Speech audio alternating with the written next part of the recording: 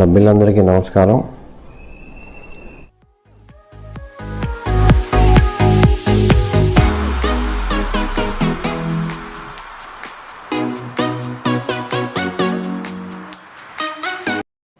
Hi friends, this is Sahadev Varma.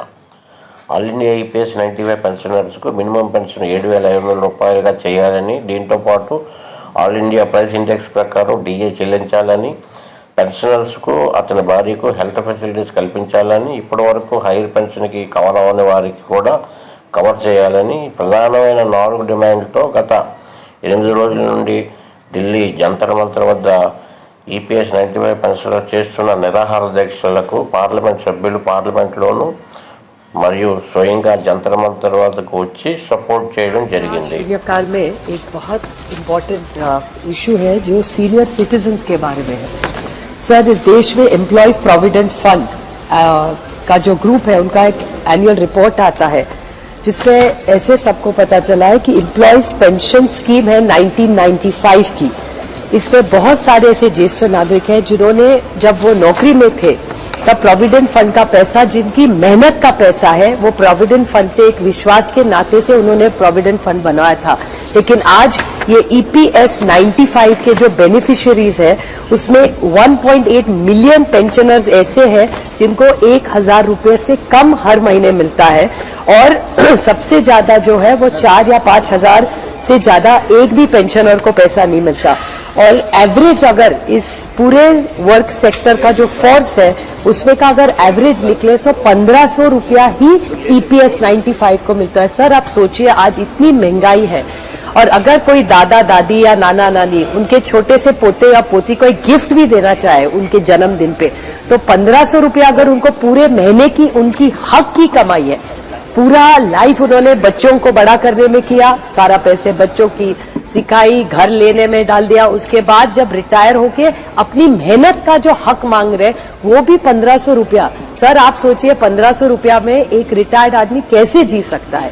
तो ये EP 95 की जो स्कीम है, बहुत बार वो आदरणीय प्रधानमंत्री जी, हेमा जी आज यहाँ नहीं है, लेकिन हेमा जी खुद इन सबको लेके माननीय प्रधानमंत्री जी को मिलने गई थी और प्रधानमंत्री जी ने उनको गारंटी दी थी कि वो कुछ करेंगे. लेकिन सर, आज तक कुछ नहीं हुआ. मैं सरकार से हाथ जोड़ के विनती करती हूँ कि ईपीएस 95 लोगों की छोटी सी मांगे, उनको हक का पैसा है जो सरकार के पास पड़ा हुआ है, उनकी 3 ही मांगे कि ये पूरा कैलकुलेशन ढंग से करे. पॉइंट नंबर 1, जो स्पाउस होती है, बीवी होती है अगर, और या हस्बैंड भी होते हैं, अगर दोनों में से एक पहले चले जाए तो उनका हक का पैसा उनको ठीक से मिलना चाहिए. और जो कॉस्ट ऑफ इंडेक्स है सर, लिविंग है, जो उनका हक का ईपीएस 95 का पैसा है वो उनको ही मिलना चाहिए. सरकार उसको ना रखे, वो उनका पैसा है जो सरकार ने गलत तरीके से रखा है. मैं हाथ जोड़ के इस सरकार को विनती करती हूँ कि आप गारंटी की सरकार बोलते हैं तो प्लीज हमारे इस सीनियर सिटीजन्स को जो गारंटी एक स्कीम नहीं दी थी उसको पूरा करें और जल्द से जल्द ये सीनियर सिटीजन्स को उनका हक का जो पेंशन का फंड है वो मिले.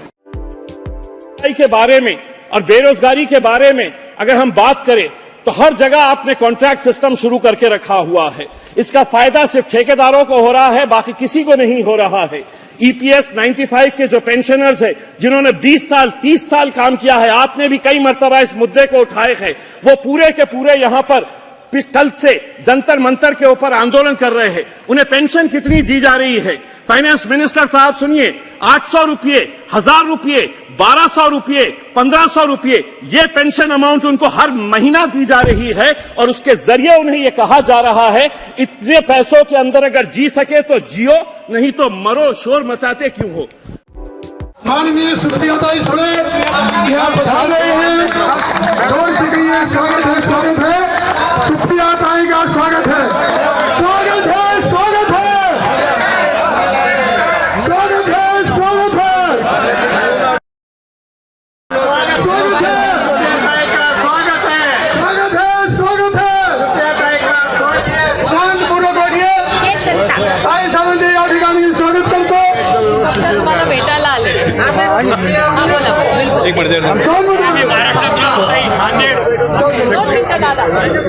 तो ये जो इनका हक का पैसा है वो आपको मिलना ही चाहिए और इमीडिएटली मिलना चाहिए. दूसरा कि जो इंडेक्स होता है महंगाई का, वो आप पर भी लागू हो। जैसे सरकार में आज जाम कार्य करें, उनको महंगाई का भत्ता मिलता है। हम सब एक हैं, हम सब एक।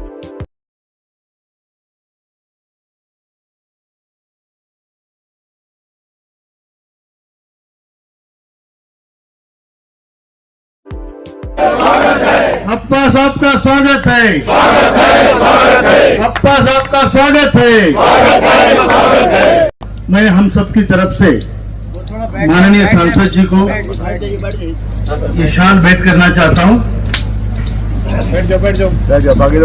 गवर्नर अशोक राउत साहब शाल देकर स्वागत करें अपने सबकी ओर तरफ से। भाई क्या कर रहे हैं? माननीय सांसद अप्पा साहब बारडे जी को कहना चाहता हूँ कि ये वृद्ध लोग 7 तारीख को रामलीला ग्राउंड में 40-50 हजार लोग जमा हुए थे, बड़ी रैली निकली थी। उसके बाद 8, 9, 10, 11, 12 और आज 13 यहाँ पर अनशन चल रहा है और हम लोग आज आमरण अनशन पर बैठ रहे हैं। ये इतनी बड़ी बात है तो सरकार में हमारी ये बात पहुंचाइए, ये पीड़ा पहुंचाइए और हमें मदद कीजिए। हमारा ही पैसा है, आपको देने में आदरणीय प्रधानमंत्री जी ने 2 बार हमें बुला के आधा घंटा बात करके ये करने के लिए उन्होंने खुद कबूल किया है कि मैं ये करूंगा, मैं आपका प्रधान सेवक हूं। तो सर आप जाकर उनसे काम करें। इसके साथ ही मैं बारने साहब को निवेदन करता हूं कि हमें आशीर्वाद पर दो सकते हैं। 95 जो आपका आंदोलन चल रहा है और अपन सिंह पर बैठे, मैं आपको सपोर्ट करने आया। आपका ही पैसा है, सरकार के पास पड़ा है और आपकी मांग राष्ट्र मांग है। मैंने भी ये 2 साल पहले ये मुद्दा संसद में उठाया था। कई सारे संसद पार्लियामेंट में मुद्दा उठाते, देश भर के जितने बूढ़े नागरिक है, वयस्क नागरिक है, जिन्होंने अपने श्रम का पैसा, फिर से संसद में ये मुद्दा जरूर उठाऊंगा। लेकिन संसद में जितने मेरे साथी है सब आपको 100% सब आपको सपोर्ट कर रहे हैं।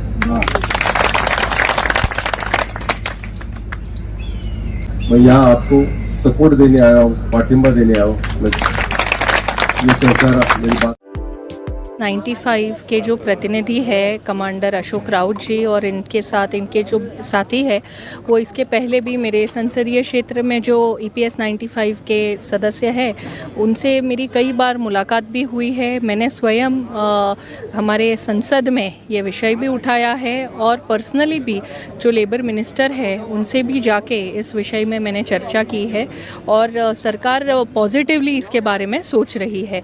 इनका जो आज जो पेंशन का इनको अमाउंट मिल रहा है वो बहुत कम है। आज की तारीख में 1000-2000 का जो और इनका जो कंट्रीब्यूशन है समाज में या अलग अलग संस्थाओं में उसको देखते हुए वो निश्चित रूप से वो राशि बढ़नी चाहिए और ये जो इनकी डिमांड है वो बिल्कुल रास्त है, वो होना चाहिए। और जब मैंने लेबर मिनिस्टर के साथ चर्चा की तो उन्होंने भी बड़े ही सकारात्मक रूप से इस पर सरकार पॉजिटिवली विचार कर रही है, ऐसे उन्होंने कहा है। तो मुझे ये विश्वास है कि जल्दी ही इनका जो मांग है ये पूरा होगा।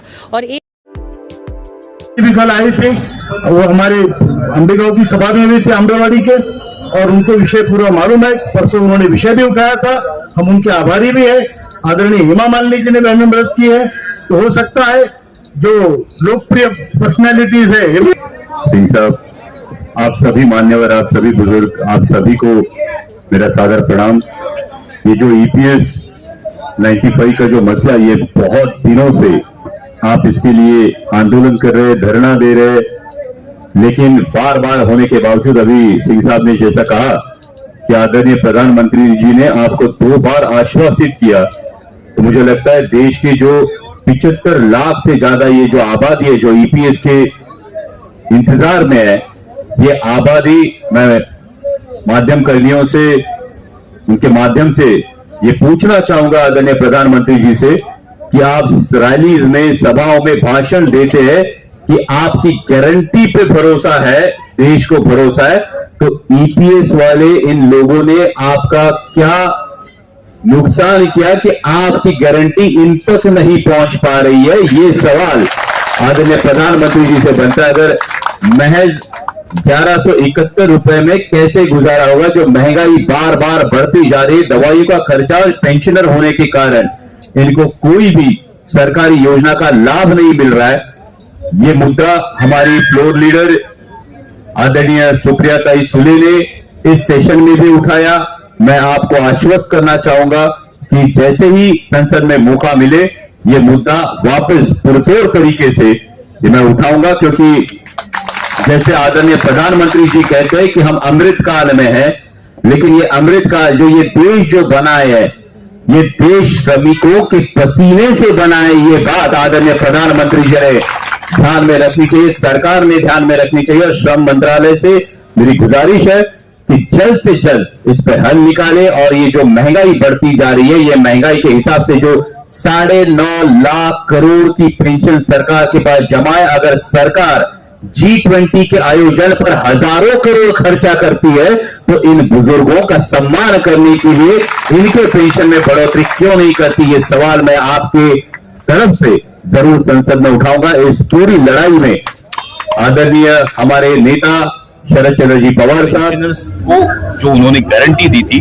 वो गारंटी का क्या हुआ ये देश जानना चाहता है। और ये महज 1171 रुपए में इन बुजुर्गों का कैसे गुजारा होगा, ये भी मुझे लगता है राजनीति से परे होकर मानवता के दृष्टिकोण से सरकार ने अहम इसे प्राधान्य देना चाहिए और इनका हल निकालना चाहिए। क्योंकि जो देश आज हम बोल रहे हैं अमृतकाल चल रहा है, लेकिन ये अमृतकाल में आने तक इन श्रमिकों की मेहनत पे देश बना है और इन श्रमिकों की इज्जत, बड़े बुजुर्गों की इज्जत सरकार ने करनी चाहिए। सरकार अपने उत्तरदायित्व से भाग नहीं सकती। लेकिन सर बड़ी बात तो यह है कि जिस तरीके से पेंशनर यहाँ पे संघर्ष कर रहे हैं और खुद अपने ही पैसों के लिए संघर्ष करना पड़ रहा है, ये कितनी बड़ी बात है सर? ये बहुत दुर्भाग्यपूर्ण बात है कि जब चुनिंदा पूंजीपतियों का 25 लाख करोड़ का कर्जा राइट ऑफ कर दिया जाता है, तब पेंशनर्स का 9.5 लाख करोड़ सरकार के पास है। अपने ही पैसे पे जो ब्याज आएगा, वो उस ब्याज में से इन पेंशनर्स की पूरी मांगे पूर्ण हो सकती है, लेकिन फिर भी सरकार के कानों तक जू नहीं रेंग पाती। तो ये सवाल मन में उठता है कि क्या सरकार सिर्फ चुनिंदा पूंजीपतियों की सुनेगी? सरकार अगर हजारों करोड़ G20 के आयोजन में खर्च करेगी, सरकार अगर हजारों करोड़ अपने विज्ञापन पे खर्च करेगी, तो इन पेंशनर्स के बारे में सरकार क्यों नहीं मानवता से सोचती है? यही सवाल संसद में भी उठाने की मैं कोशिश करूंगा। लेकिन सर कल सुप्रिया सुले जी भी आए थे, उन्होंने भी आश्वासन दिया, उन्होंने हेमा मालिनी से बातचीत करने की बातचीत भी करी और वहां से एक पॉजिटिव रिस्पॉन्स भी करने की बात हुई। लेकिन क्या लगता है आपको कि और ये आंदोलन कितना दिन चलेगा? जो कि रिस्पॉन्स ये आंदोलन जल्द से जल्द खत्म हो, इन जो पेंशनर्स है, इन पेंशनर्स की मांगे पूरी हो, यही हम सबकी कामना है और इसीलिए हम सभी पुरजोर तरीके से एकजुट होकर संसद में इनके लिए आवाज उठाएंगे।